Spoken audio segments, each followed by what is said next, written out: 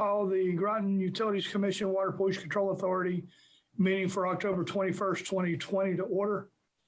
The council chambers Zoom meeting ID is 917-6034-3078, passcode 957851.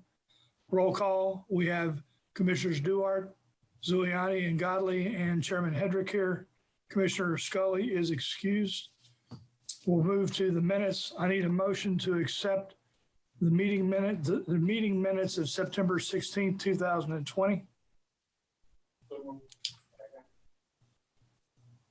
Is there a motion?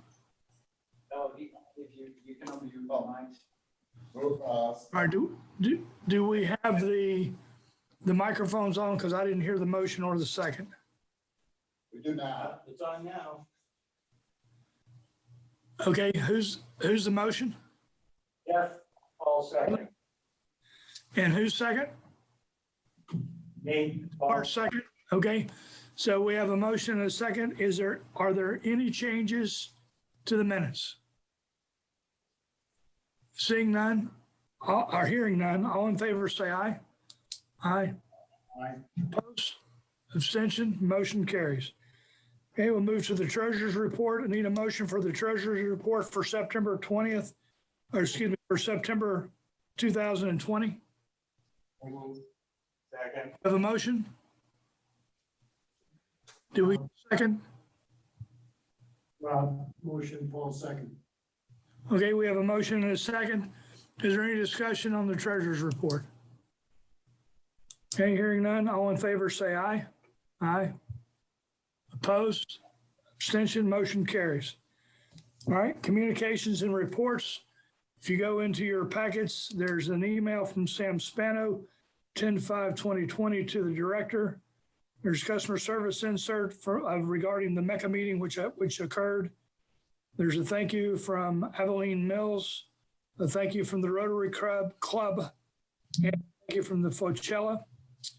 And there is a circular letter from the Department of Public Health. Did we receive any additional correspondence? Director, do you have anything else? No, sir. Okay. All right, moving on. Public communications in response to State of Connecticut Executive Order Number 7B, protection of public health and safety during COVID-19 pandemic and response, further suspension or modification of statutes dated 14 March 2020, suspending in-person open meeting requirements. All public meetings will be closed to the public at this time. Public meetings will be televised in real time on Groton Municipal Television Channel 2 and online. If you wish to address the commission, please call 860-446-4130 during the public communications part of the agenda. In addition, written communications sent to the director's office at grotonutilities.com by 9 a.m. on the date of the meeting will be read during this portion of the agenda. And I have two public communications to read. The first one is from Sam Spano, 300 Thames Street. The odor situation since the last 9/16/20 Utility Commission meeting has remained basically the same. The only positive difference being is that there's been no rotten egg smell due to hydrogen sulfide gas since the Thursday 8/20/20 incident, which was the worst to date. Still no explanation from GU for what happened that day. Odor days since 9/16/20 Utility Commission meeting. Wednesday 9:30, Thursday 10/1, Saturday 10/3, Sunday 10/4, Wednesday 10/7, Saturday 10/10, and Wednesday 10/14. Again, there may have been more odor days, but I only detect it when the wind is blowing from the southwest over the plant and towards my house.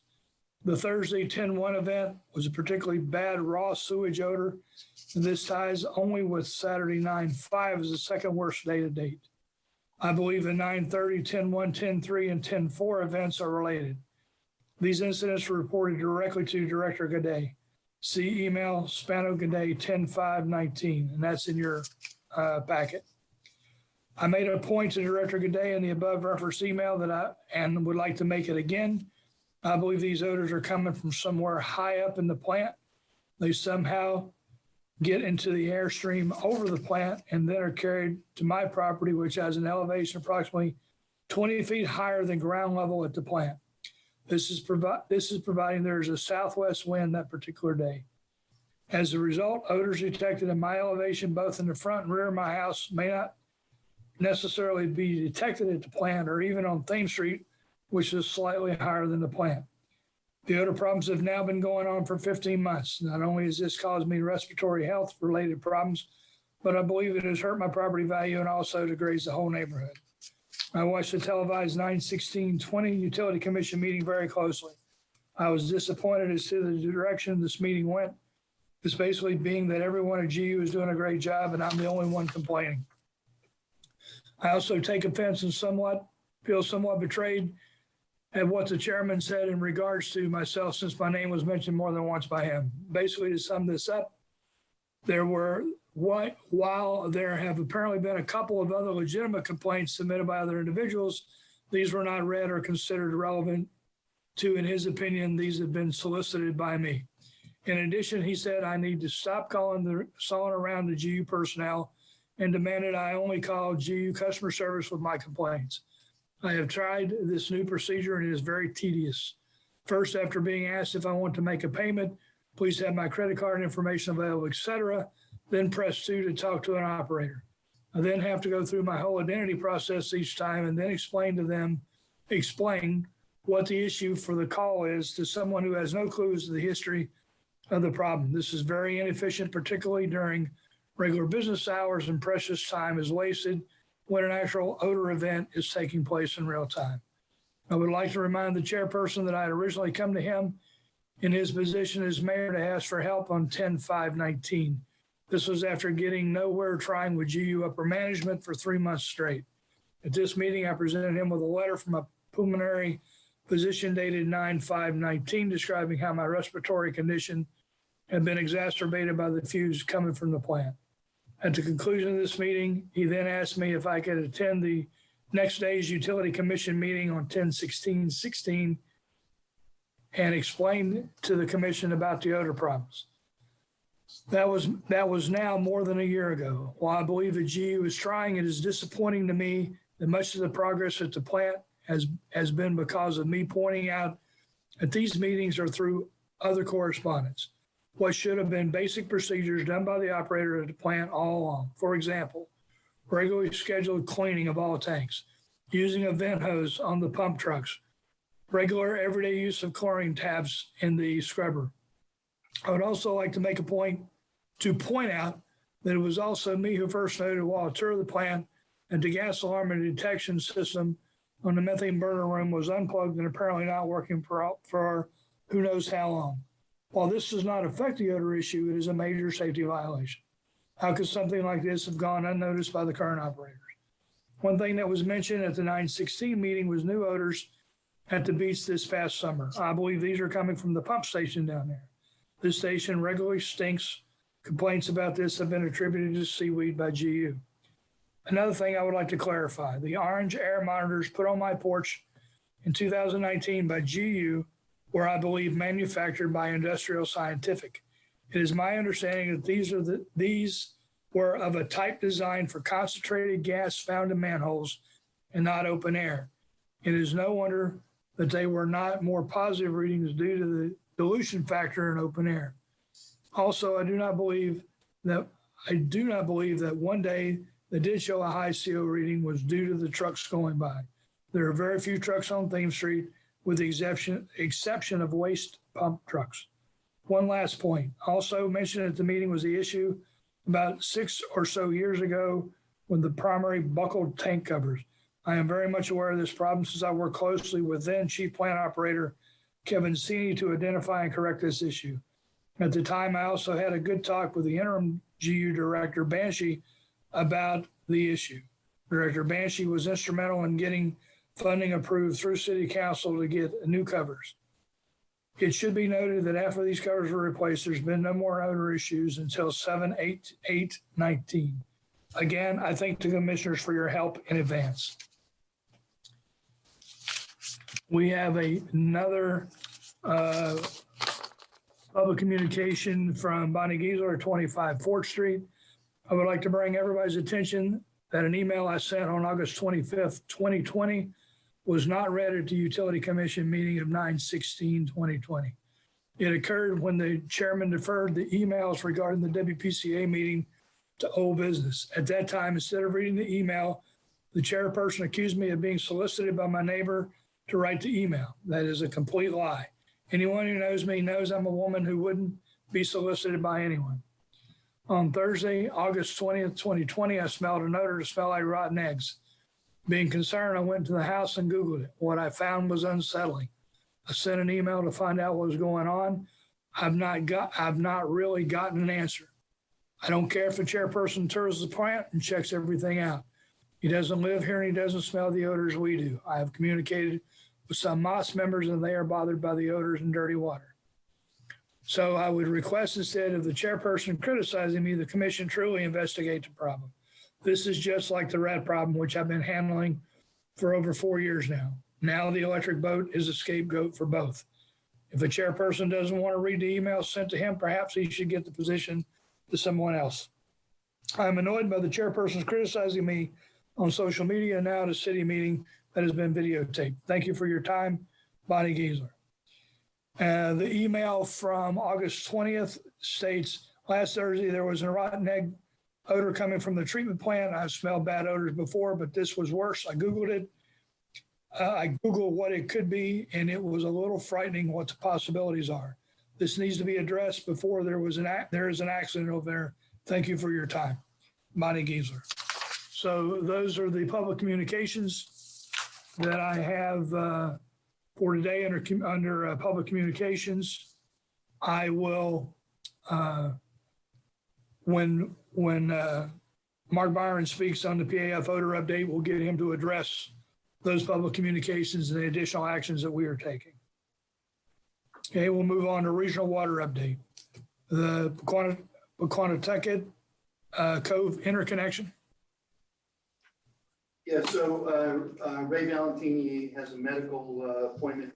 So I'm going to talk to that. And Rick, if I missed something, just pipe up. So on the bridge crossing, we have received the final engineering documents and specifications. Ray has been talking with Mark Decker at Norwood Utilities, and they have both reviewed the engineering documents and the material specifications. They had a few comments, and those are being revised right now. The documents then go to the Department of Public Health and to the Department of Transportation in the next 2 weeks. We are struggling a little bit to find the right person at the DOT because apparently due to COVID, many of those folks are not in the office. But if you recall, this is 1,200 feet of 12-inch piping that crosses the bridge over the Paquonic, I'm going to say it wrong, Paquonic Cove. It involves the piping, a meter pit, some SCADA connecting into our system, and then the actual piping connecting into the Norwich Preston line. We estimate this job will begin in the spring with after all final approvals are gotten. Ray has kept the DPH informed about the delays on this project, and although they're not happy, they do understand what happened here.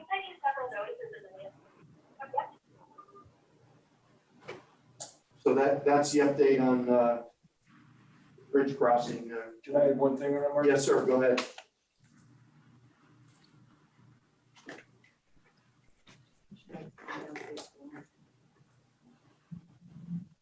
Rick Stevens, go ahead. Ron had asked me to approach NPU in terms of the cost sharing. So I talked to Mark Decker about that for about an hour. We went over that. So one of the things they would like to see is that if this would be an eligible SRF project, construction, not the design. So, and they thought of that because of the loan forgiveness portion of that, which could be as high as 40%. So I did contact the SRF lead at DPH, Cameron Walden, I talked to him and he thought that because that project was included in our plan, that it would not be eligible for a grant, but it would be eligible for SRF funding, which really ends up to make it more expensive. So, but he said he was going to talk to Lori Matthews and he would get back to me next week. So I'm just following on NPU's request, and then we'll come back to the board. But just so everybody knows, we have a signed agreement on this project with NPU that was signed by all parties. I believe you signed it, Mayor, and it was signed in November 2017. So we have a signed contract.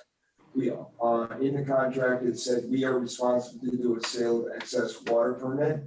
That was done by GU, and that was submitted to DPH. So we've met all our obligations. The only other obligation in the contract was to have negotiations with NPU. Ron asked me to move that forward. I did. And now we're just waiting to hear from DPH. Whatever we hear, then I'll get back to NPU and I'll push that inquiry that Ron asked me to do as soon as possible. Are there any questions from the commissioners for Rick? Just, what is SRF? I'm sorry, the State Revolving Loan Fund, it's funded by EPA, and because the state of Connecticut is primacy, they administer the funds. Any other questions for Rick? Okay, while we're there, Rick, stay there. I want to talk about drought management update. Thank you. He's grabbing some notes. What's that? He's grabbing some notes. Oh, okay.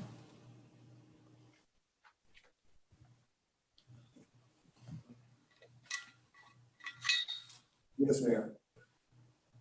You want me just to go ahead and explain what we're doing? Yeah, go ahead. So back in September, the mayor was notified about the drought preparedness of the Emergency Management Division, I believe, of Homeland Security. And so Ron asked me to serve as a municipal drought liaison. So since then, I've been doing weekly updates to the director, the GM, and the mayor, and also Dan Bogues, who's done an excellent job in communications. So we followed all of the suggestions and the mandates by the agency, and we've modified our drought action plan that we have in terms of operations, our watershed and reservoirs. And Dan has done an excellent job communicating the conditions through social media and our website, and with the mayor, and also with the day newspaper. So I think we're totally on top of it. The interesting thing there is the drought classification right now. We were in a moderate before we got almost 2 inches of rain. So the drought classification is based on precipitation, which were about 9 inches for the year, behind the 89-year average. But we, as public water suppliers, we follow the percent of poundage. Like right now, we have 365 days of usable storage. So because we have a very large watershed, but we have very large impounding reservoirs, we're actually in good shape. What affects Groton utilities and then affects the city and the town and all the communities we serve is a 2-year drought. Remember, even 80-81, we were still in the 60%. So it's really when in 80-81, we were 10 inches deficient in rainfall and then followed it up with 9 inches deficient in rainfall.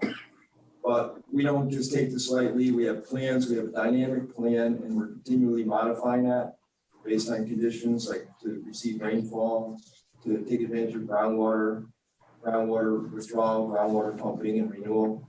So we're following all the steps. We're in complete compliance, and I feel that staff is doing an excellent job, and I think our communications to the public at large have been excellent. Any questions for Rick on the drought management update? Yes. Okay, thank you. Oh, Paul, our Commissioner Duarte, do you have a question? Yes. Okay, go ahead. We had, I guess it was a couple of years ago, we had, when we was in this condition, we had talked about, I'm just trying to think of what we call the point where real action has to take place. Sure, it's called stage responses. It's dictated by the DPH. Right, now we used to, that used to trigger at 50%. That's correct.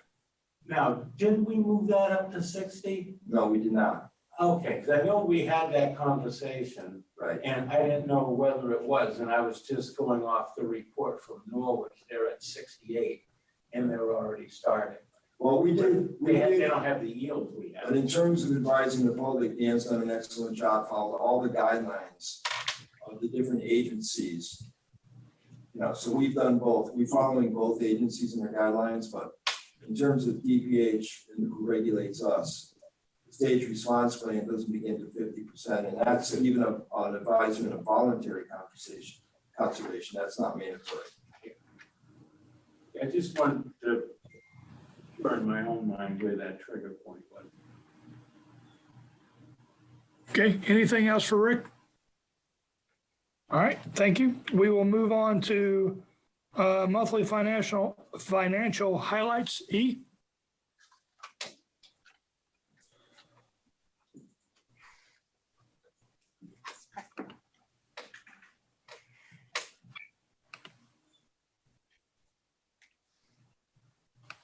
Good morning, everyone. So we're going to go through the financials for the September of 2020 and the year-to-date financial results. So first, when we started with electric division, for revenue, the total electric revenue of September is 1.9% more than budget and 4.2% more than last September. The total sales to residential, industrial, and sales for resale exceeded the budget by 7%, 7.3%, and 22% respectively. Commercial sales are under budget by 10.7%. Total revenue for year-to-date is 3.1% greater than the budget and 3.5% greater than the same period of last year.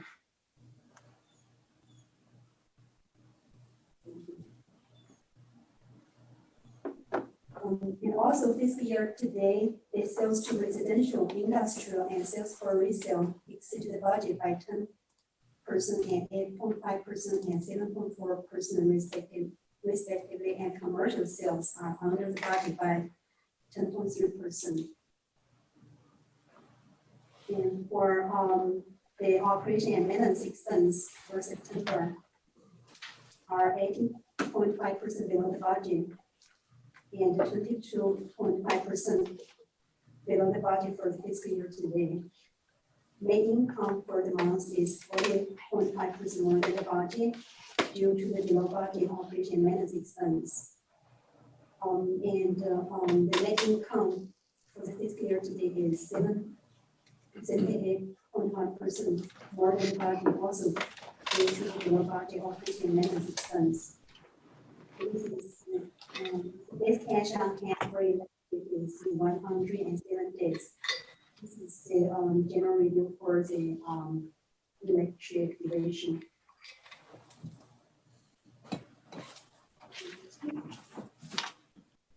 Okay, questions on electric? Nope. Okay, hearing none. E, go ahead with water. Water revenue for September is 3.2% more than the budget and 7.5% more than the same period of last year. And residential sales and industrials exceeded the budget by 13.4% and 2.8% for the month. And commercial sales and sales for resale are below the budget by 3.7% and 3.8% respectively. For fiscal year to date, water revenue is 1.5% more than the budget and 4.7% more than the last fiscal year to date. Residential sales is more than the budget by 8.8%, and commercial sales are under the budget by 6.9%. Industrial sales and sales for resale class are on the target with the budget for this year to date. In operation and maintenance expense for September is within the budget, and net income before the grants is 160,000 more than the budget. And the variance is driven by the over budget revenue plus the delay, the interconnection, the project for water treatment plant. Operation maintenance expense for fiscal year today for water are 6.9% below the budget. And the net income before the grants is $562,000 more than the budget. And also the favorable variance is driven by the over budget revenue plus the under budget operation and maintenance expense plus the delay of the interconnection project for the water treatment plant. And as end of the, this is the updates for the water treatment plant project for the funding. And as end of September 2020, the total 45.3 million has been incurred for the project, and GU received a total of 44.6 million from the DWSRF, which including the 12.4 million from the grants and 32.2 million from the loan. And as of end of September, the total of 3.4 million has been reserved for the water treatment plant project. For the future, the fund paying back. And for calculation for the first quarter of 2020, fiscal year 2021, additional 143,000 will be restricted and transferred to the restricted fund for this purpose. So this is overview for the water division financial results for September. Any questions? Nope. Okay. So, next will be the review for sewer. For sewer division, the sewer revenue for September, the total is 33.5% more than the budget. And all three taxes are over the budget, and sales to residential, commercial, and industrial exceed the budget by 13.8%, 6.1%, and 53.2% respectively. And the fiscal year to date, the total sewer revenue is 14.8% more than the budget. Residential sales and industrial sales exceeded by budget by 9.5% and 1.1%. And commercial sales are on target of the budget. Operation and maintenance expense and net income. Operation maintenance for the September are 6.2% below the budget, and net income is 140,000 more than the budget due to the over budget revenue plus under budget expenses. This year today, there are total 22%. The budget for operation and maintenance expense. Net income is 379,000 more than the budget due to the also the over budget revenue plus the budget operation and maintenance expense. And for the total GU, the days cash on hand is 124 days as end of September, and the total cash storage is 3.6 million. So this is a review for the situation for financial September. Do you assume that we're going to continue to be this high over budget going forward? Sure.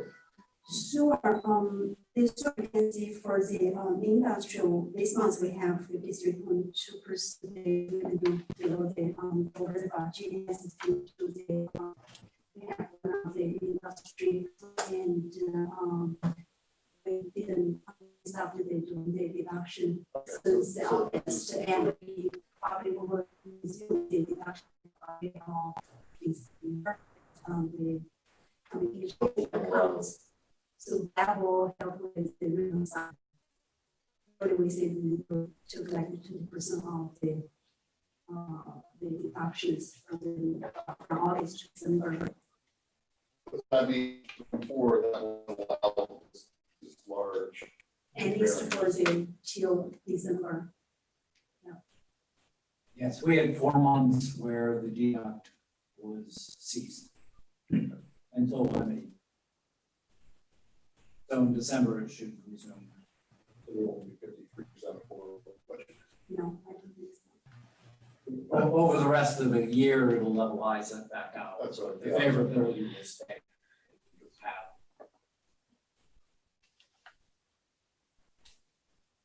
Okay, anything else on sewer? Okay, thank you, E. We will move on to projects and initiatives update, COVID-19 update. Mark, I believe this is you. Yes, sir. So in the state of Connecticut, in the last 24 hours, there were 5 more fatalities, bringing us to 4,559 COVID-19 associated deaths. There's currently 217 patients in the hospital in the state of Connecticut. That's a change of 22, and some of these numbers are reflecting they're catching up with numbers around the state. It boils down to, in the last day or two, we've bumped up a little bit to almost 3% infectivity across the state. However, again, in east of the Connecticut River, which is New London, Tolland, and Windham counties, there's a total of 31 patients in the hospital out of that 217. So that trend continues. The governor has not changed the metrics in terms of what the action levels are for, perhaps asking people to, or asking municipalities and towns to go back to a level 2 status. He's sticking with a 5% infectivity rate as the action level. As long as we stay below that, he's not asking or mandating that there's any additional closures. We did add a number of states, I think 3 more states to the travel advisory group. So there's 40 states on that list. He did authorize yesterday in his executive order remote participation in agency and municipal meetings. And I think that went out, it went out citywide under the mayor's letterhead, I think yesterday or this morning. And then there's just for us in Groton Utilities, we, as of yet, have not had, knock on wood, any positive COVID cases. We have had some employees get tested because they presumably had a contact of a contact. So a 2nd or 3rd level contact, which by the CDC and Ledgely Health District requires no action on our part. Actually, 3 of them have been related to kids in the Ledyard school system, and I forgot where the other one is. I think it's Stonington. One of them, the employee's wife is a school teacher, and she had a child in her classroom. She ran a fever. They're both getting tested, and that individual's home. But as of yet, we've not had any positive COVID tests in the city of Groton or Groton Utilities. So that's good news for us. Just to remind everybody, we continue on with the protocols as we have for months with the enhanced cleaning processes, the wearing of the right PPE in the right situations, limiting the size of meetings, and social distancing as we are here today. So any questions on our COVID response? Yes. Anything from the commission? Yes. For those people who had outside exposure, do you put them in a quarantine at home for a couple of weeks, or we just treat them normally? If it's a 2nd or 3rd hand contact, we treat them normal. We tell them when they come to work, please wear your mask, wash your hands, but its work is normal. The individual whose wife is a school teacher, we asked him to stay home and get a test until you get the test results. Don't come back to work, because that was a little closer. Sure. Right, it wasn't such a remote contact. Good job. Want me to continue on with other project updates? Well, I was gonna go with that. Well, no, the next thing is customer service accounts receivable. That's the next thing on the agenda. Okay.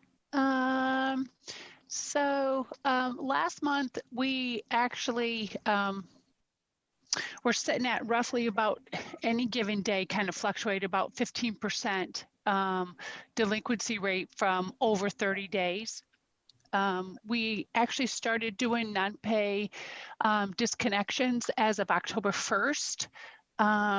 So our delinquency rate actually dropped to 7% as of this morning. I actually ran the most up to date.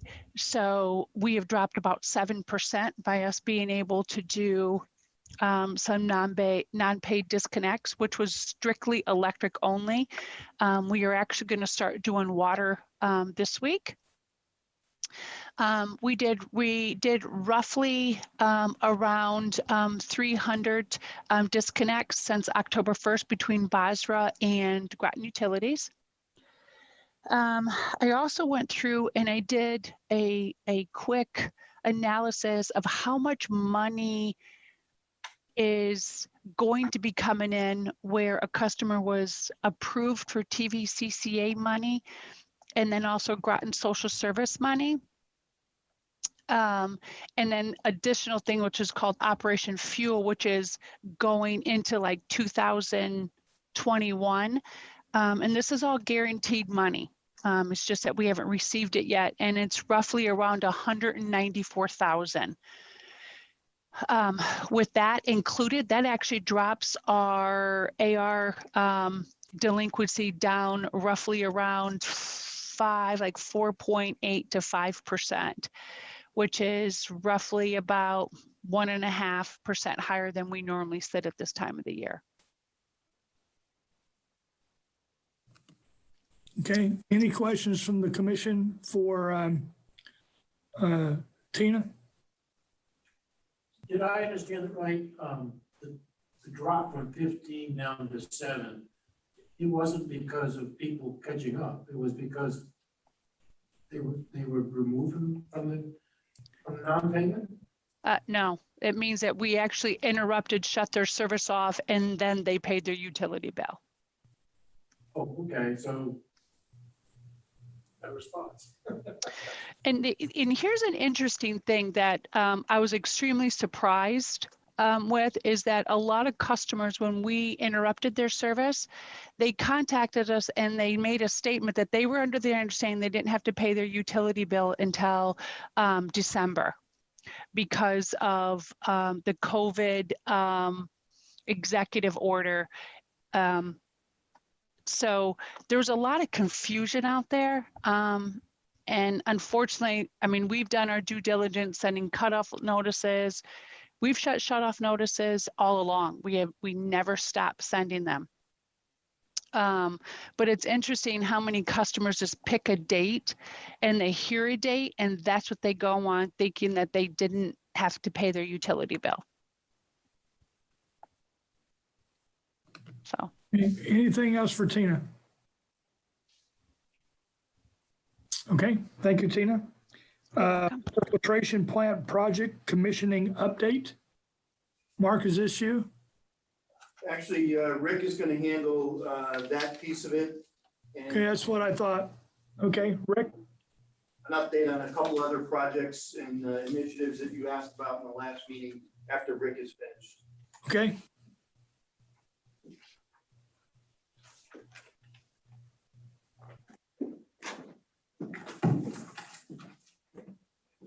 So I think it's important to always look at the silver lining. This isn't a finger pointing thing. Some of the silver linings is that this didn't occur when the old plant was in the demolition phase. Also, the operators, including myself and the engineers, got to learn a lot more about the plant and this process because we pretty much take it apart every nut and bolt to do this. So the learning lessons are from that. I feel that everything's going really well. They don't even know what came They up. don't know the issue. Okay, I'm sorry. Okay, so about a week ago, while we were operating the new plant, we were not on the old plant. We were operating the new plant. We had a incredible emergence of eels from the Quantic Reservoir. So the eels ended up plugging up lines in the high pressure air system, which goes into a saturator, which goes into the dissolved air flotation system. And that makes the dissolved air flotation system remove sediment. So it ended up shutting down the entire plant. That happened at 3 in the morning on Sunday. So when we did that, we were able to switch back to the old plant successfully. We kept operator notes in all our records. We didn't violate any drinking water regulations. Our customers didn't even realize it happened. We filed a complete report with the state, and there were no violations. There was no changes in water quality to that effect. With the new plant shut down, then we had to regroup and make a plan as to how we can move forward. So we did that in communication with, I believe, Ron and Mark were both communicating to the higher ups of the contractor, RH White, and also the engineers. So we came up with a plan to clean everything out during that process, and our operating staff worked along with the contractor to complete the tasks. And then we also came up with a plan to have a multi-barrier approach to eels. So we have done a temporary eel screen at the low lift pump station that our distribution crew put in.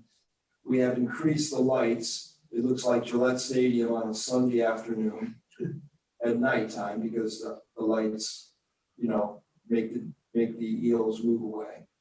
I almost said skunks because I have those in my backyard right now. So we've increased the lights. We have above water lights, LEDs, and we have underwater lights that are blue at 50 hertz per second pulsing, because we've consulted eel experts from the state, including all the regulators. We've had everybody down there. So what we have is we have additional lights.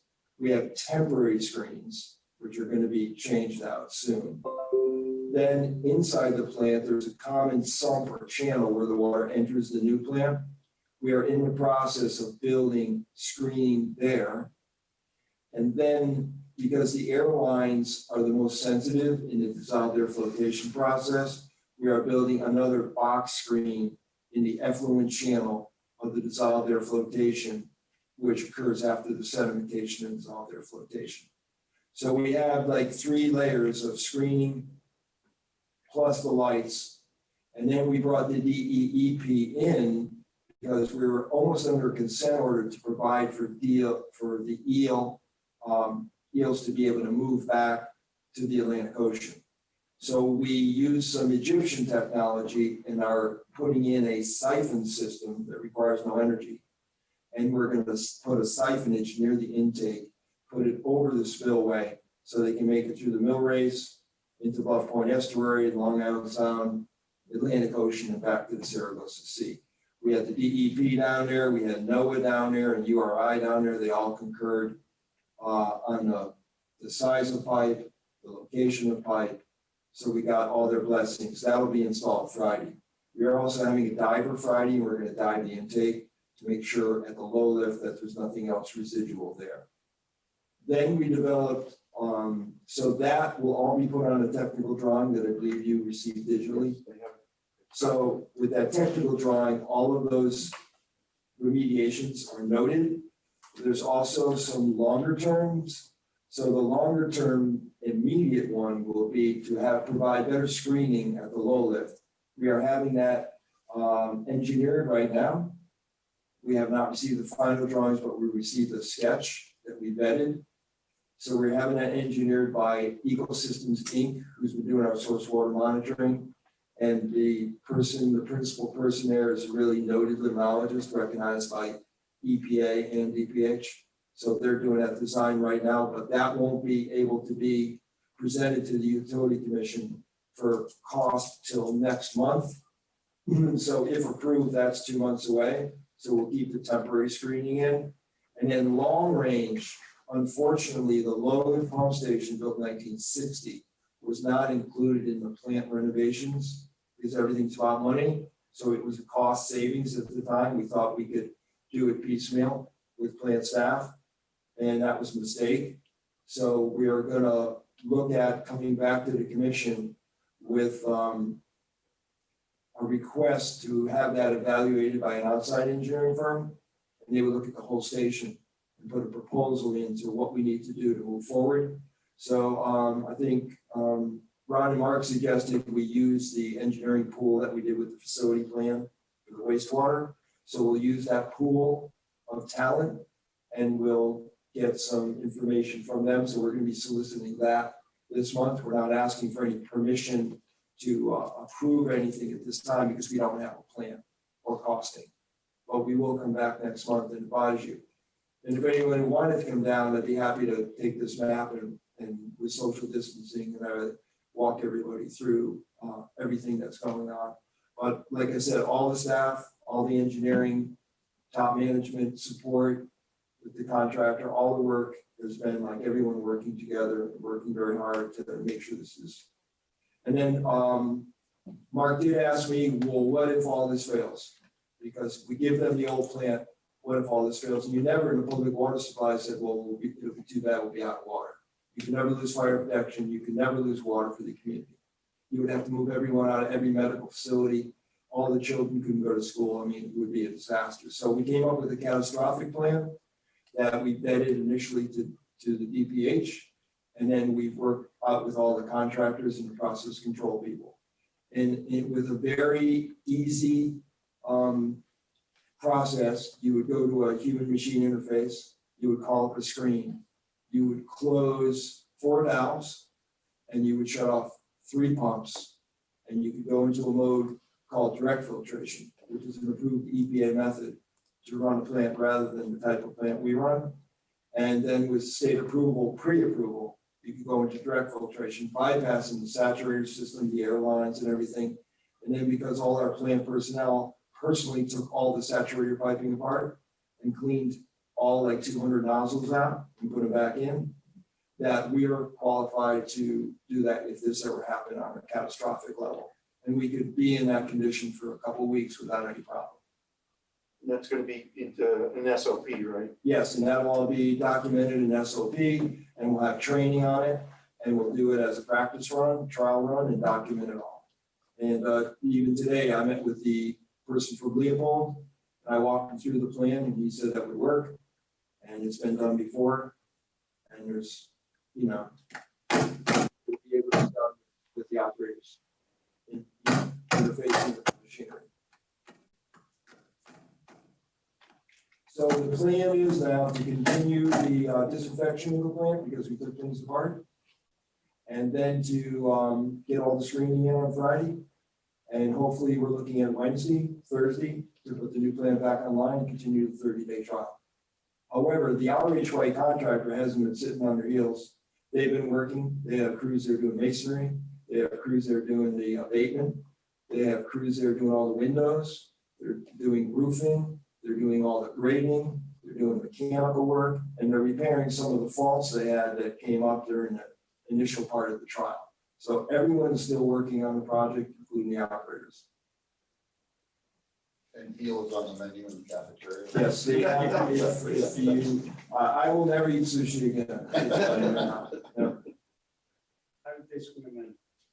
Pardon? How did they swim in? So the eels, from what I know, and I'm no expert, but from all the experts there, they are sensitive to motion. So there's a cues are weather, seasonal cue, and then motion. So they follow the motion, and the motion of the intake is where they follow, because we're obviously not spilling because we're in the middle of a drought. So they follow the only motion in the reservoir, the terminal reservoir, and that's towards the intake.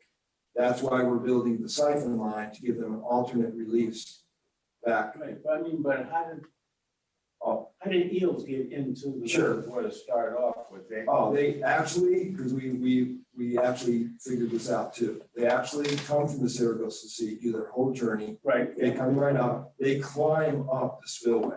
Okay, that's what I. Yes, we do not. They can actually climb. After Storm Sandy, we were under consent order to build a fish ladder, but we did all the research on it. We found they actually can climb up those stones. And they normally go over the spillway when they go back to the ocean. They would if we were full and spilling, exactly, Commissioner. Yes, but because we're in a drought, we're 1.5 feet lower, they can't climb that far. Yes, we have thousands. We're not talking 10 or 100, we're talking thousands of eels. They range in size from maybe 4 or 5 inches. Some of them have like a 2-inch diameter. Wow. So the ones that couldn't get back out. They went into all the process control lines. So you have a 1/2-inch process control line that travels maybe 300 feet to an instrument. They filled those lines up. We had to blow those out with compressed air. There were eel guts everywhere in the plant. Yes. Was there any thought to introducing a hazardous fish to them? Yeah, I think Alex Chisholm looked at doing that years ago, and that you can't really import fish from another place and bring it into that place. I mean, you environmentally, you can't do that. No, I didn't know whether or not there was anything in our waters locally that fed on eel. No, and you know they're protected, so we can't. Yeah. Why we have the fish ladder out? That's why the deep scientists are I eat there. them, so, you know. Oh, you all eat. Jump in.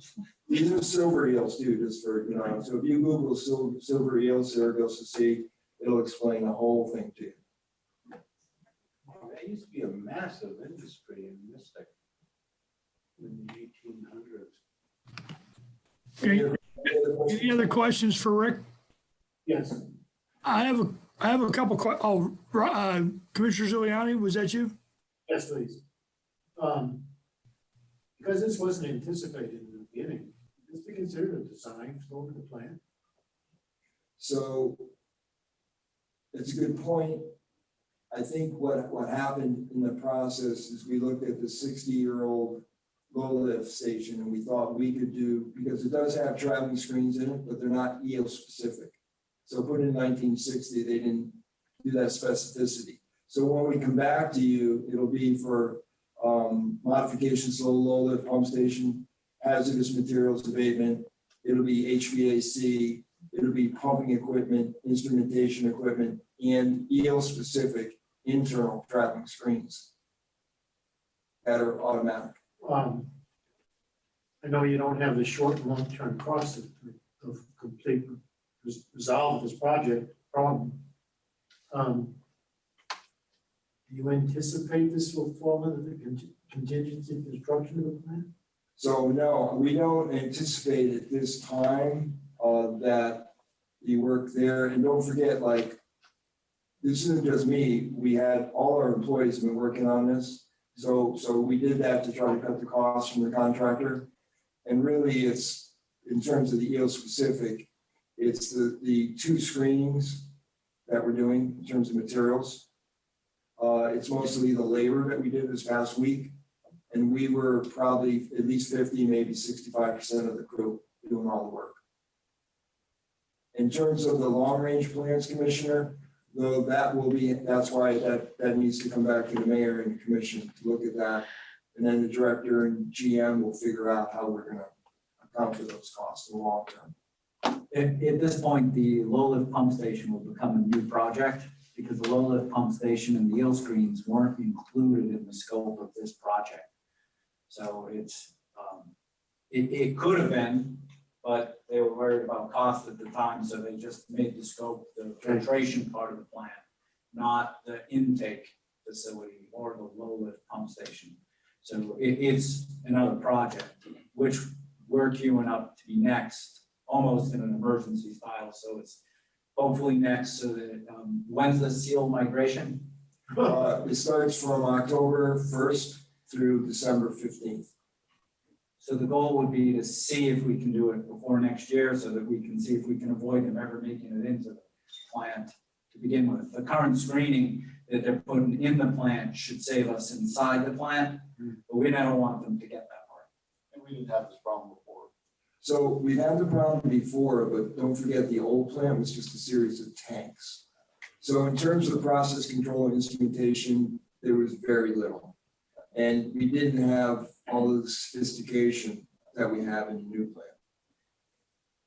It's like moving from an icebox to a refrigerator. The catastrophic level you were talking about, if that happens and you were to convert to a manual system, and I think you more or less described it, how long would that conversion take? Would that be? So that conversion would take us probably about 2 hours. Oh, And we would have that done. And don't forget, now you approved elevated water storage at the plant now. So we can actually shut down that whole treatment plant, take a deep breath, relax, pull out the SOPs and do this. There's no rush, right, to do it. So we can do that all in a couple hours and we can be online. So our customer, I just want you all to be assured that going forward, the customers that we serve, we're going to still continue to serve the highest quality of water.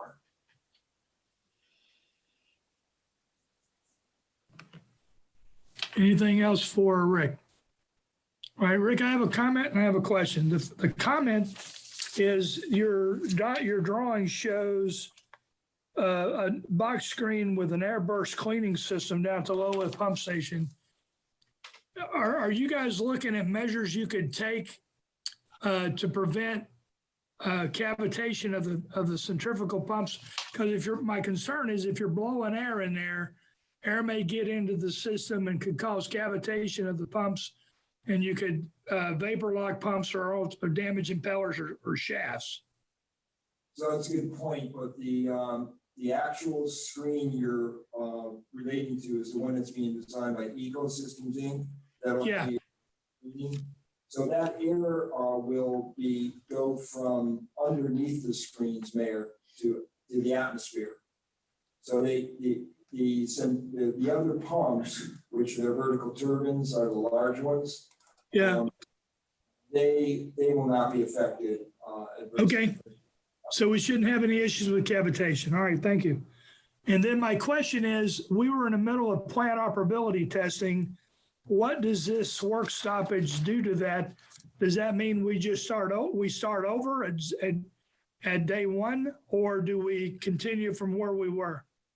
I think I'm going to recommend that we continue from where we were because we gained the 1 week of operations. We were successful in that. We had all of the vendors there, all the experts there, all the advantages of training. We had double shift operators. So my suggestion will be, but Ray Valentini is the project engineer.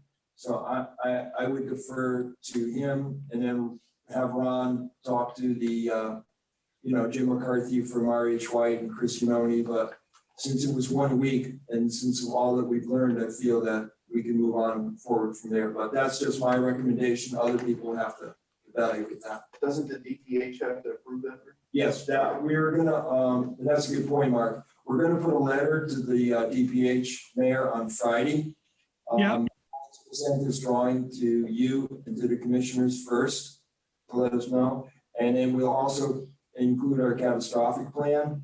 And then we'll put a footnote as to when we plan to start the plan up again and that we plan to continue for 21 days since we already got a week into it and we've learned that and we've had training. So that's the goal right now.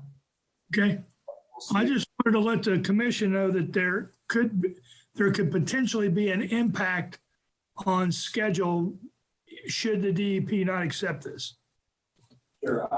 I actually pre-called because I don't like to just send somebody something. I actually pre-called and talked to the DPH engineer who's in charge, and she feels really positive about this as well. So I think, that she would allow us to go forward, just like Rockville that did the same thing. They had problems and they worked with Rockville as well. Okay, perfect. Thank you, Rick. Anything else for Rick? All right, we'll move on. Mark, you said you had a couple more updates. Yeah, there's just a couple things. Bruce and I have been working hard squaring away the work management workflow and the project workflow.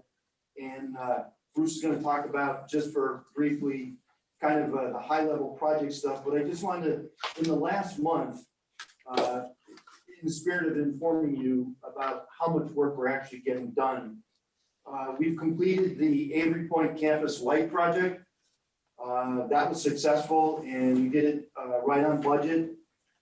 We just completed the 340 line on Rainville Avenue.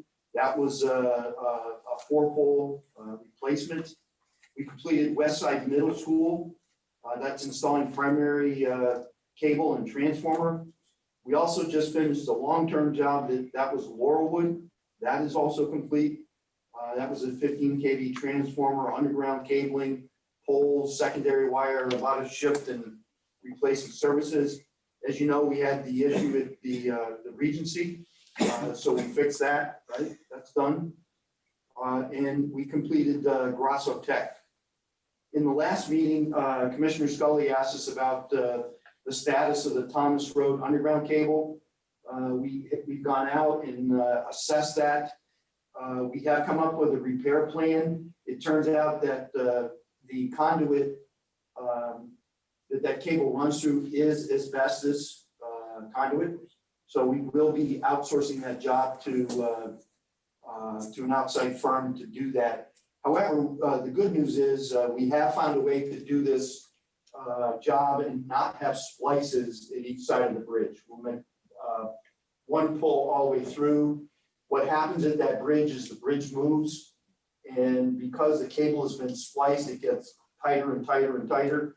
So we figured out a way to engineer that job where there's enough slack and flexibility in the new cable where we shouldn't have that issue anymore. When do you anticipate that being done? We will have to go out to bid on that. I'll have to get back to you on the estimated completion date on that. The interesting thing is we do have other circuits that provide the electricity, so we don't even need that particular circuit at this time. So that's the good news. The priority is not high. I do remember that one, that did put us out at some point, but we changed this. We don't. Yeah, we have a second and third feed. Okay. Yeah, so we're good there. And then we already talked about the bridge crossing. We on the sewer side, the underground tanks, that has gone to the city environmental subcommittee for approval, and we expect to start the underground storage tanks in November. And Bruce, do you have something you want to talk about? A couple of the three biggest projects we have on our plate.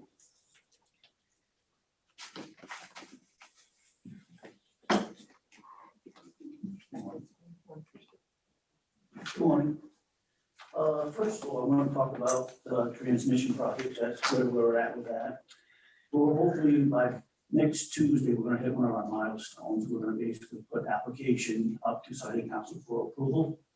And that will take anywhere between 1 to 3 months for approval. Hopefully sooner than that. I know Robin from CMEX been in contact with them. Basically, it's coming up. So hopefully by Tuesday, we'll hit that milestone. So, and then while we're waiting for approval, we'll basically get proposals to do the survey work and veg management. And then we'll start working on actually the true construction costs too on this project as we move along. So, and the start date, hopefully for construction, is going to be in the first quarter of 2021. So, and reaching the 1410 line only. So, that is the 400 line. So, the next project is the EV project. So basically, the new line that's going to feed the new service substation there. We did a walkthrough with BHI.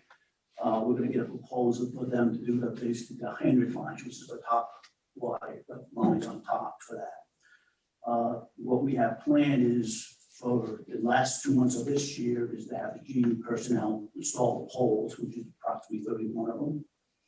And then we're working on a proposal for BHI, which is our master service agreement.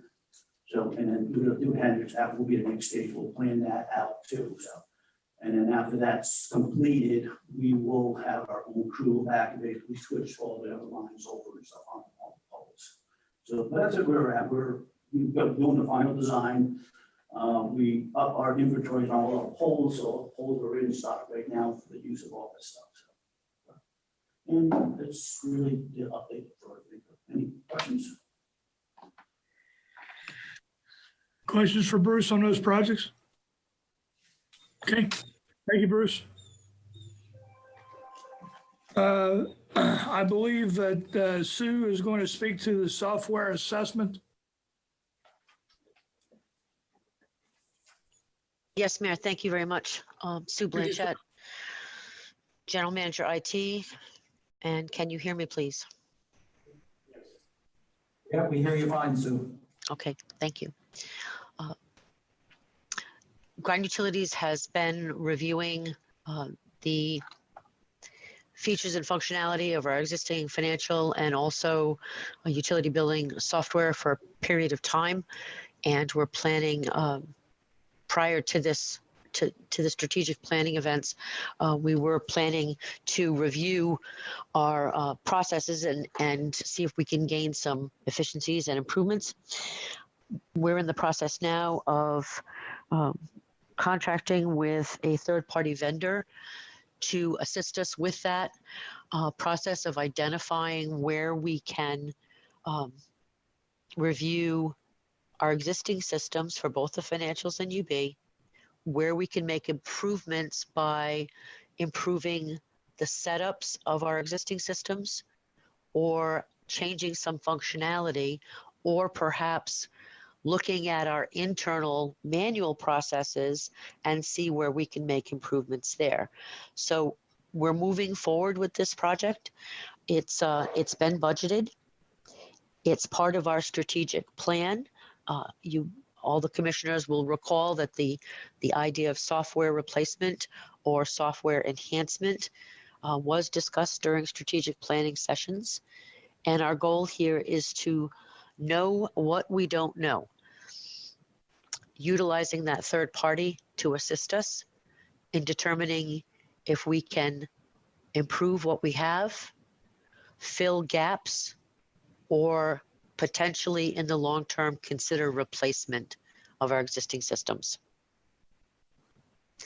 This is just informational at this point, and we'll continue to update you as this progresses. Okay, any questions for Sue? Okay, I don't see any. All right, thank you, Sue. Thank you. Mark, did you have anything else on projects, initiatives, update? Just one thing that I forgot to mention, we did get approval from the EPA on our stockpile of soil over there. So they've agreed with what we've done. All of the good soil has been spread around the plant now, and you can go over there. It's starting to look like a real plant with all the grading and landscaping that's been going on. We do have 22 yards of contaminated soil that we have to dispose of. We were on track to send that to Rhode Island. However, there's been an issue in the state of Rhode Island with the facility that we were going to send it to. So we may have to find an alternate place to dispose of this 22 yards of soil. So that's a big win for us, because that was a huge pile of soil. And we've been able to use a large part of that over again in the landscaping process of the new plant. That's it on projects.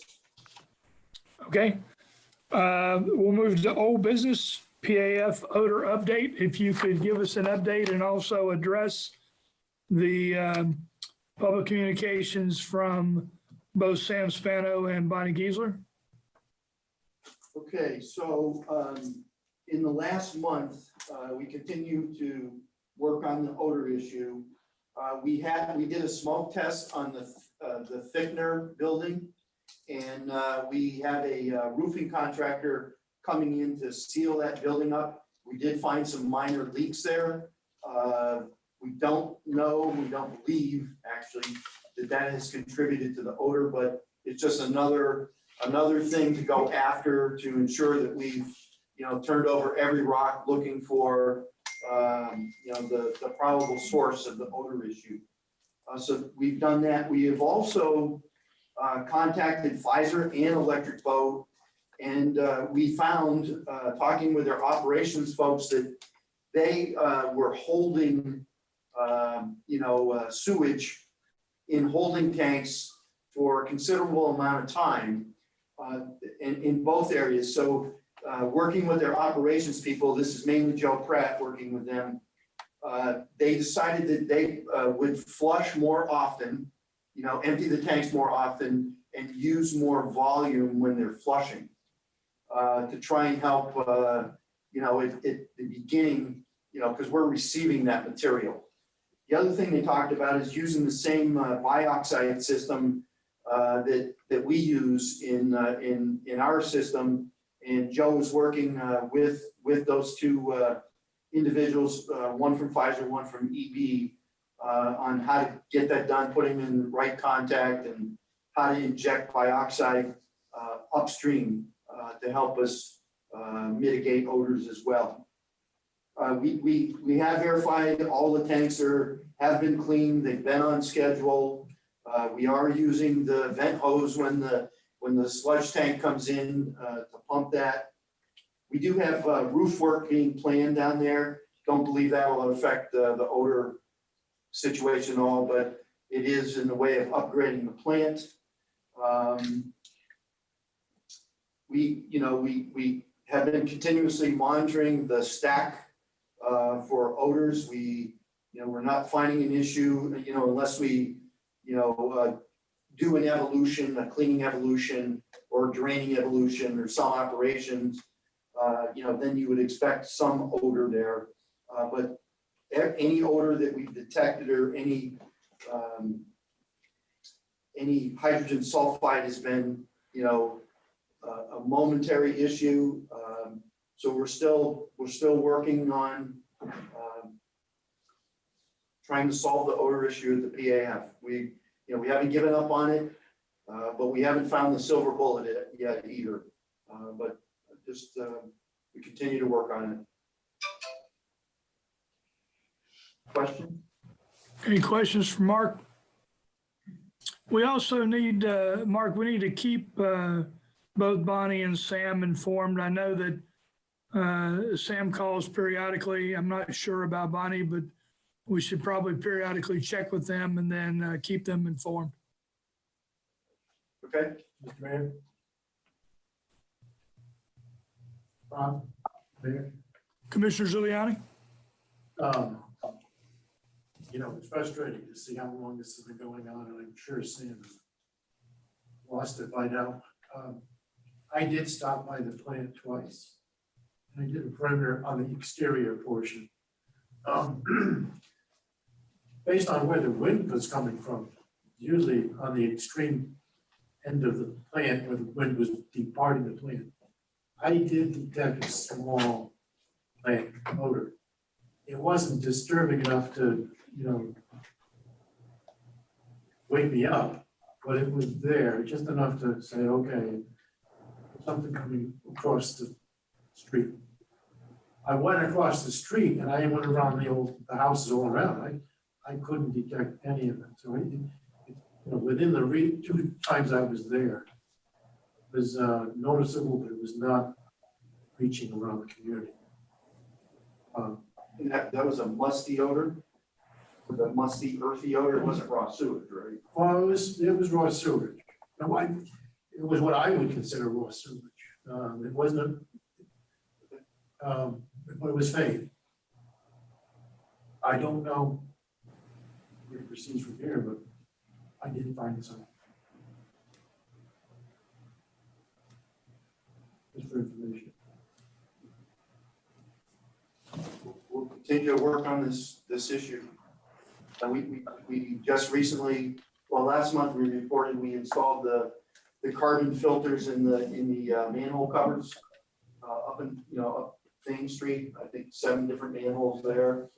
We have monitoring stations up there. I got to check into the instrumentation issue. I believe they used the right instrumentation when they monitored in Mr. Spano's location, but we'll double check that, see if there's a better instrument or, a different sampling method we could use. We have had, the Department of Public Health down to do an independent audit. We've had Deep down to take a look. We'll continue on with this. We won't give up on it, but, it's getting harder as we go. Okay, any other comments from the commissioners? Okay, we'll move on to new business. Action items, I need a motion for GUC WPCA 20-10-39. Consideration of an action to authorize Groton Utilities Management to contribute up to $150,000 to a Neighborhood Assistance Act NAA program in return for matching tax credits, pending approval from the state of Connecticut, and furthermore, the city council be apprised of this action with the recommendation that it concur. So moved. We have a motion. Do I have a second? We have a second. So we have a motion and a second. Discussion, Dan? So this is the Neighborhood Assistance Act funding that we do every year. We chose 3 different nonprofits for funding. The first was the Avery Cop House Museum. They requested $62,400, and we granted their amount for purchasing mini splits for them, as described by them.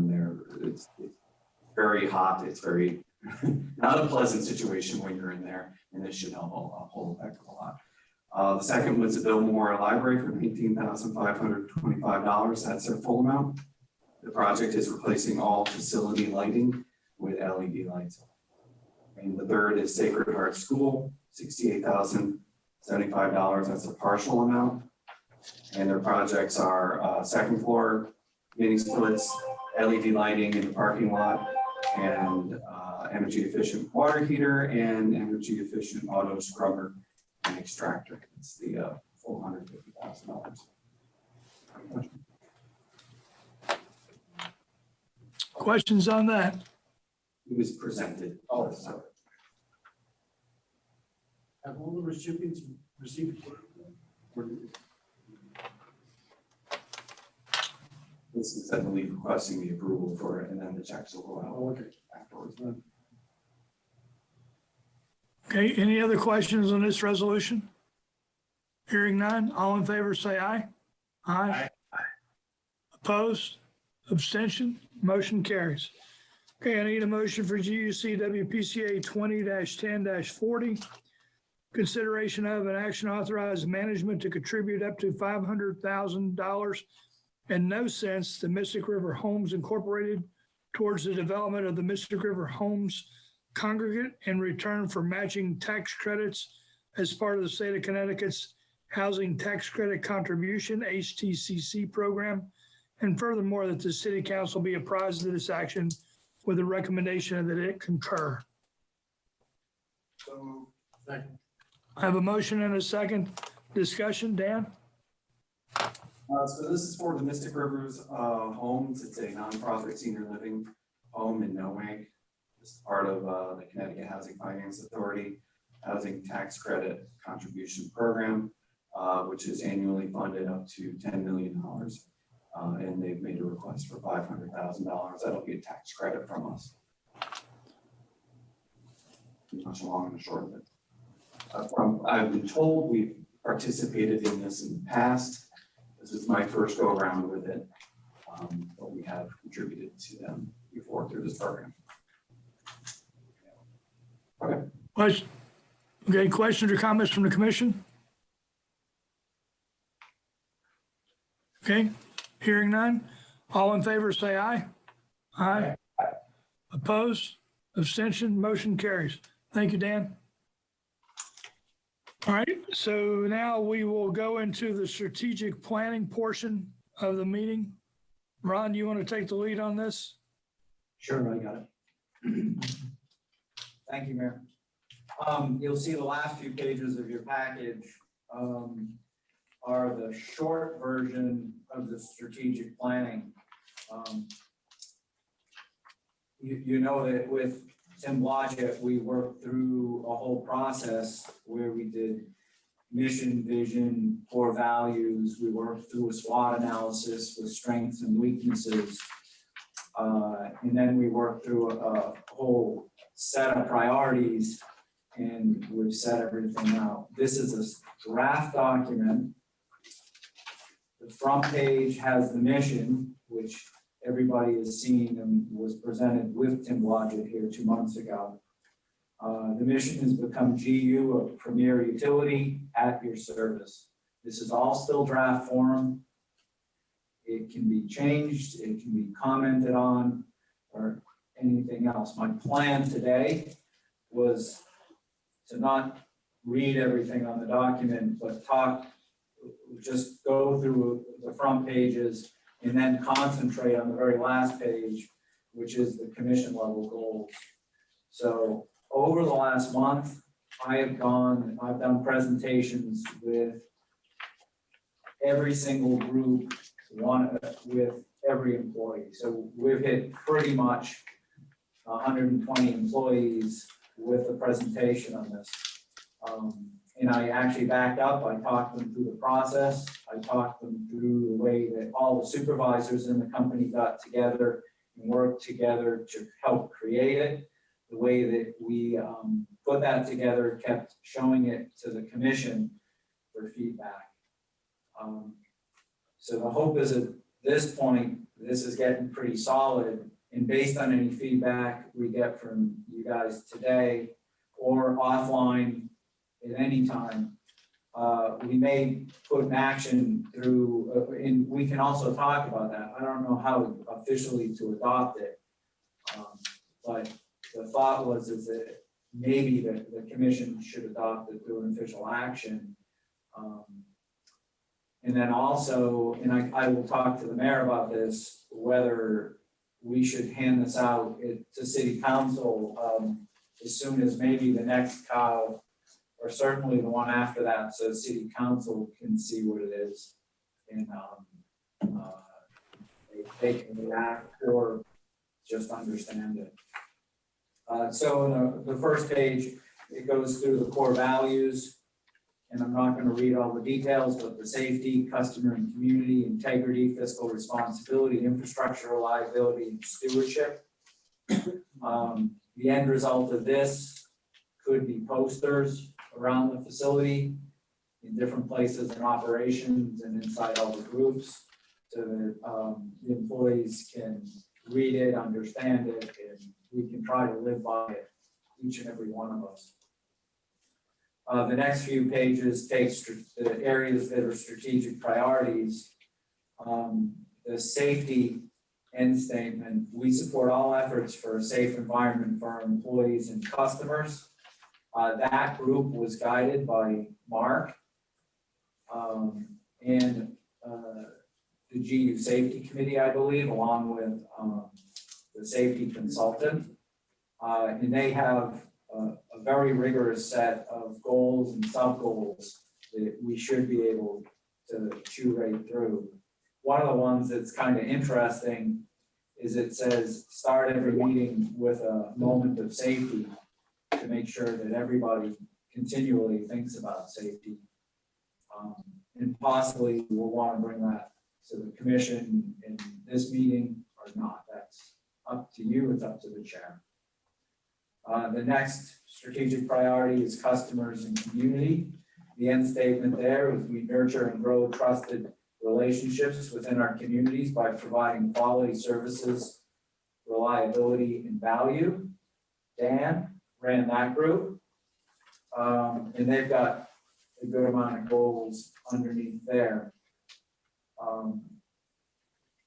We made a decision that we have major goals, and underneath their sub goals, and underneath both of those sets, we've got a set of actions.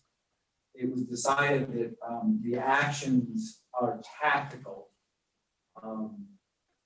We're doing this in the CMEC form also, and there's two different sets of how it's being set up. One is strategic and goal setting, and the other is tactical to get an achievement upon those goals. And it was decided at that meeting, and we've made the decision here, that pretty much the actions that the organization is doing underneath the goals is a tactical thing that is done by the organization to achieve the goals. And as we hit through these goals, you'll be updated routinely on the ones that are actively getting worked on, with what actions and what are the outcomes, and as the goals are completed. So Dan Bogues ran the customer and community group.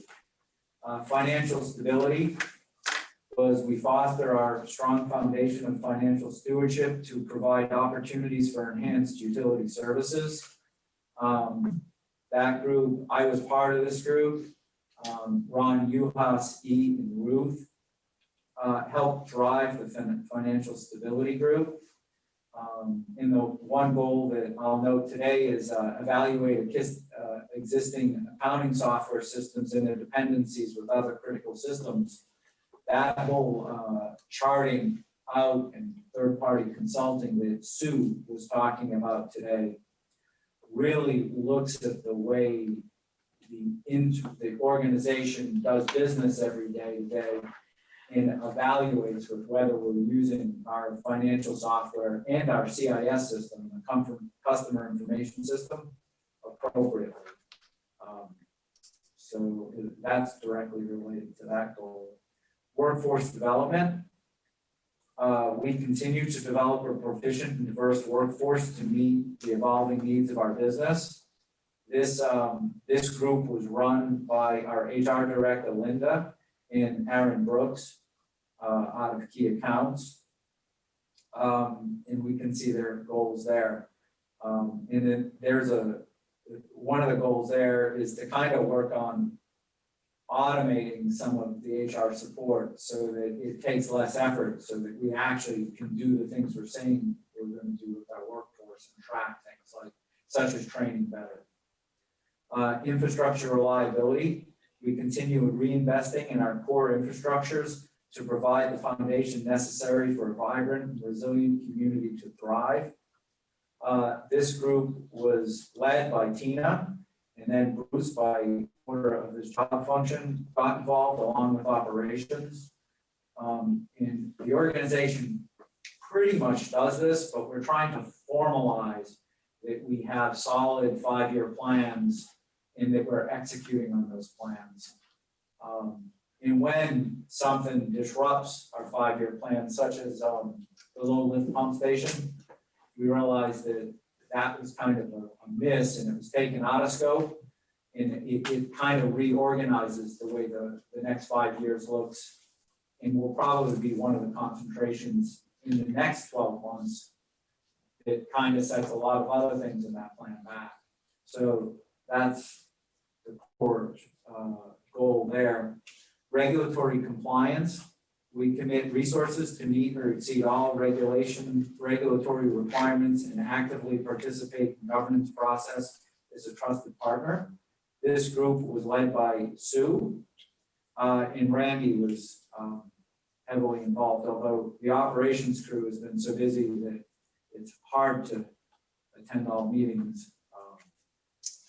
But this is to get us on a sure footing with regulatory compliance. That leaves us with the commission proposed level goals, and hopefully this leads to a little bit of discussion. In the employees and I are not trying to tell you what to do, but Tim Blodgett did throw out that it was a good idea, especially to create conversation, to throw some goals out to the commission. May not want to adopt any, or maybe you want to adopt others compared to these. The first one that we wrote down as a suggestion is to leverage internal and external subject matter experts in the best interests of our customers. The second was to promote the organization as a desired place to work. and that one might relate kind of to the day. The day runs a contest every year.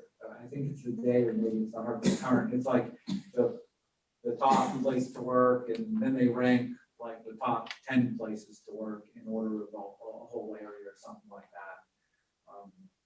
These are just suggestions. The third was explore opportunities within all business units that support economic development in the region.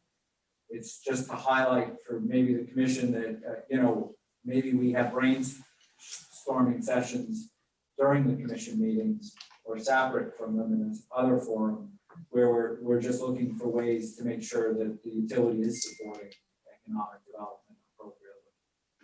And then the fourth one was provide direction on desired information to aid them in their governance duty. This would be, you could take this to be as direct an action as to the format of these meetings, the agenda, what's on the agenda, and the information that we provide you in these reports.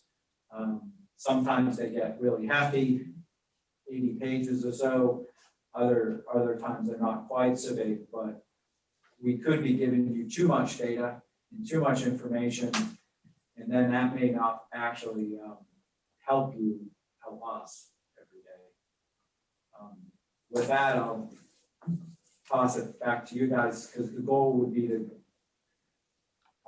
go final draft with proposed commission level goals or not.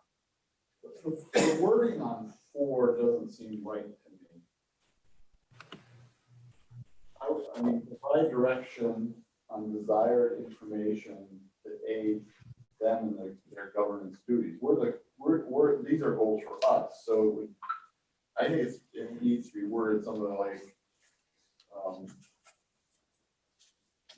work on governance. I mean, this almost seems like it's a goal for you to give us as opposed for us to work on. Does that make any sense? The way it's written there. I agree with Jeff that, I know where you're trying to go. At least I think I know where you're trying to go. But for me, I would like this sort of to be turned around. Let's just back it up. I've been on the commission for 10 years. I think we've gone down the governance track 2 times solidly and talked about it on other occasions. But we've never formalized a form of governance system that we can get to it. I think you were here for one of them, weren't you, Jeff? I think so. Yeah. And the other one, the one that really went deeper was when when Bruce was here. But that's, what I would like to see come out of this, and I don't know if that's with where you guys were making the suggestion, but to have this worded in some way that we actually really do develop a form of governance system. So the commission and the utility members themselves, we have a clear document of, where we are, where the bumpers are. So would be a goal of mine, is to get to that point. All right, so I think it's maybe the same thought, just it's a different turnaround. Right, well, that's the note that I had written down here was, dealing with the idea that we've gone down the governance road, a couple of times and have never completed it. And I think having some very clear boundaries is beneficial for the organization. The other goal that I think we should do, we've talked about it, and you're actually probably the best at it, is we really need to continue our education. The next one. Okay, sorry. All right, No, you go right ahead, because that is perfect. The two things I put down was the governance part and, you know, that the commission should really take advantage of these opportunities to educate themselves. I mean, I just cannot impress enough about how beneficial they are in understanding the problems we have in this part of the country and understanding and meeting people with similar and different problems in other parts of the country and how they're resolving it and coming up with best practices and the like. And those things are very important, I feel. I think as a subcategory to that goal, before all this, the COVID stuff hit, we were thinking about actually going to some of these conferences, and it turned out that the travel policy for employees is not workable for the commission. Right. So we need, I think, to at least have our own set of travel. We may have to develop our own travel policy in concert with the city. Right. But because we don't have city issued credit cards, we don't, I mean, there's certain Right. things that have to be jiggered a little bit to make it work, because I think I ended up concluding that it just didn't make sense to do it, because it was just not workable. It wasn't the way workable, we were right. trying to do. So I understand. we need a subcategory under that goal to or it could be an action item that we don't have to publish, but as an action item, we've got to work with the city to come up with a better policy for the commission, because one size doesn't fit all in that particular circumstance.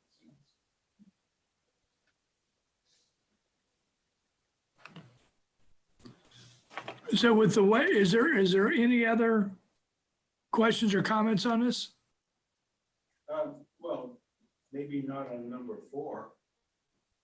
Number 1, and I just cannot find a different word, but the word leverage really bothers me. It just makes it sound like somebody has to lose for someone to win. Where are you? Number 1. Where it says leverage internal, external subject matter experts. And I was just hoping there was a better word than leverage. Yeah, I mean, no one spent a lot of time wordsmithing these, Yeah. whereas other ones, there was more wordsmithing Yeah. with the organization. These were ones that just said, well, geez, these should go to the commission. Right. We kind of put them there, and then we actually didn't concentrate on the actual wording. Right. We No, I figured it would mean, just start a conversation.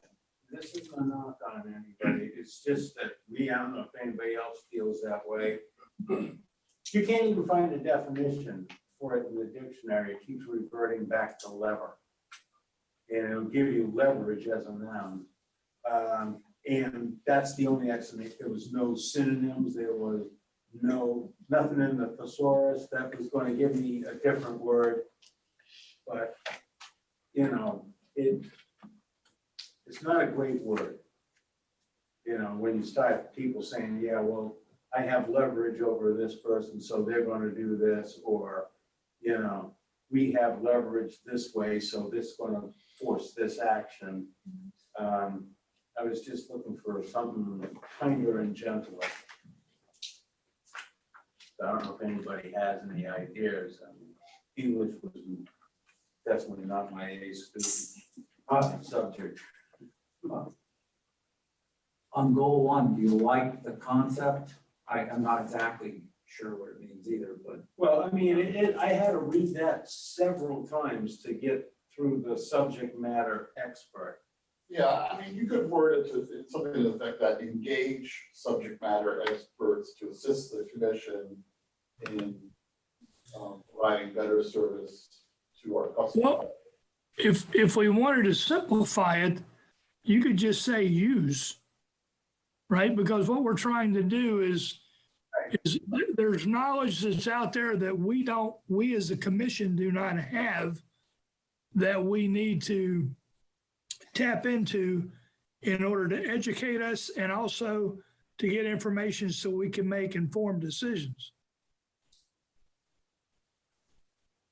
I agree. I mean, use words, I mean, I just wanted to get rid of the word leverage.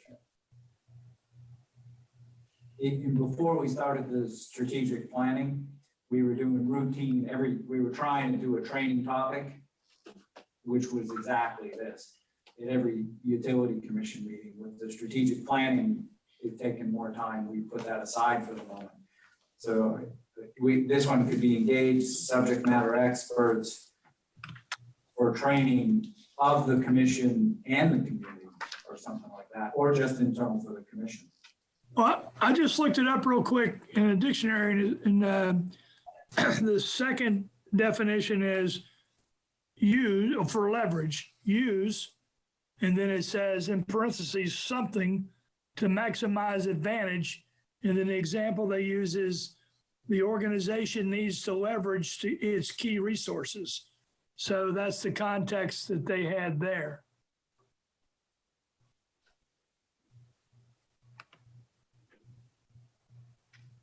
And doesn't that word even in that sound like weight? Sounds like, I mean, weight, you know what I'm saying, is a term that's heavy.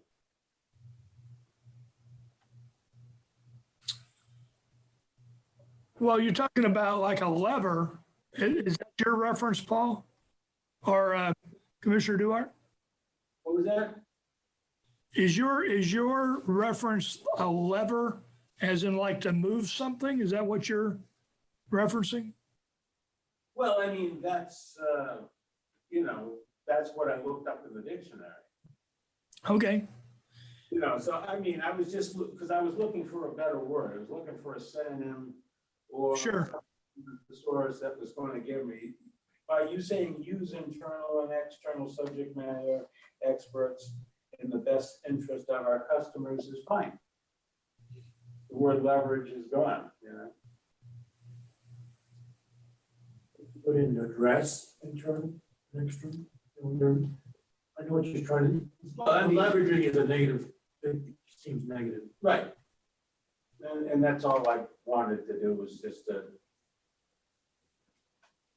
I'm not saying we have to solve that copyright at this moment, but if people understand and agree with that, that what's there is all right. It's just the word leverage to me. Not a good one. So we can work with something on one and leave that there is what I'm hearing. And the staff will actually take it, remove the word, read it. I also wrote engage subject matter experts for the training opportunities internally and externally to the community. We can actually concentrate and wordsmith that and leave that as a goal on what I'm hearing at the moment. All right, yes. Also, what I wrote down was develop a governance structure or policy set for the commission. We can work on wording that right. That might almost be right as it is. Yeah. Then I wrote down take advantage of education opportunities as much as practical. I'm not sure if that should really say go to as many conventions as possible. It might be a little bit different context than that. Right. But the idea that continuing education for the commission is something that is a goal. Right, and if that's your goal, we do have a certain amount of, even right now, Zoom meetings and faraway meetings that you don't actually have to travel to, too. The world has changed in the last 6 months, so as we see the right ones, there's different ones. There's even governance ones out there now. And I wrote as a sub goal, consider commission level travel policy is a sub goal in that directly. So that actually kind of replaced goal 4, I would say. Yes. Yes. Goal 2 said promote the organization as a desired place to work. We can take a pass on that one. No, I think that's all right. You like Yeah, it? I think it's fine. I mean, I got to propose dropping it to get you to keep it. No, I mean, I was fine with, two. And then, how about 3? I thought 3 was fine too. Yeah, I agree. Go back to 2. Develop compensation. No. How about You're reading the develop? Are we looking at proposed commission level goals? Yeah, Number 2. promote the organization as a desired place to work. I may not have the same page. Yeah, you got the old one. I remember that one being in there. This one. I had a problem with that. This was the one that was attached to the package. It is different, The last page. yeah.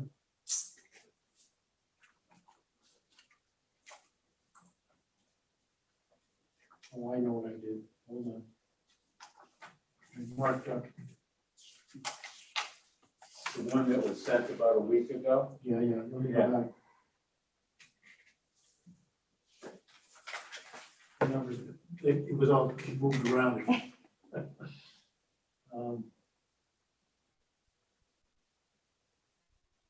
I'm gonna. I grabbed the old and the new. Yeah. Oh, The old one, we started our conversation.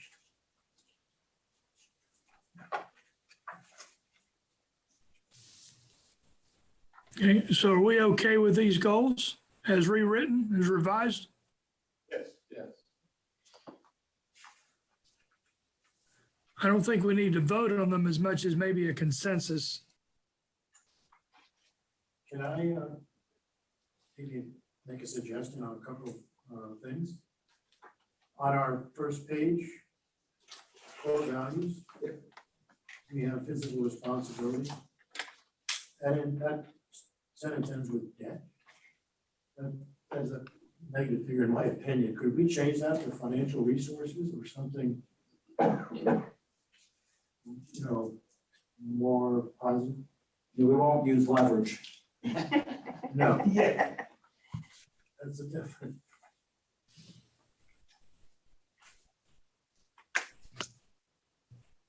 Then going to our third page, regular compliance, goal 1. We've got in parentheses, risk-based. That seems negative to me too. Isn't that a term of art? No? So they're commenting on regulatory compliance goal 1. He's questioning whether to use risk-based in the statement just because it has a negative connotation. Is Sue still on? We had another meeting. Oh, Sue had another meeting. Okay. I'll just bring Yeah. it to her attention that Yep, I'll we'll circle. go forward with that. And everything else is great as far as I'm concerned. You guys did a fantastic job. Great to have this. Oh, yeah. But it's also important to keep it front and center too. Keep it alive. Yeah. And, maybe as part of the agenda, we have just a quick 2-minute update every meeting on where we stand on just so it stays fresh in our head. Okay, that's a really good idea. Nothing's 2 minutes though. Well, I know, but, I would like it. Well, we can take that back to staff too after we were to formally adopt it, which might be at the next meeting. We could try to come up with a way to keep it continually communicating. And maybe that becomes part of it. I can talk to Keith about it, whether that replaces the education part or becomes part of the education part, because as we go through the organization and we're doing all these different things, we're doing something within the organization on the organization. So it inherently becomes educational. I think when you, for CMAC, when you went over the governance, the thing that they came up with 18 points or whatever, we went through, I think that kept us focused on achieving that goal and getting all those points addressed. And I think the fact that every meeting you referenced that was really helpful. Oh, maybe we prioritize some of these so that we're hitting the top 5 or something. Because there's so many in here, they're gonna be hanging around a while. Right.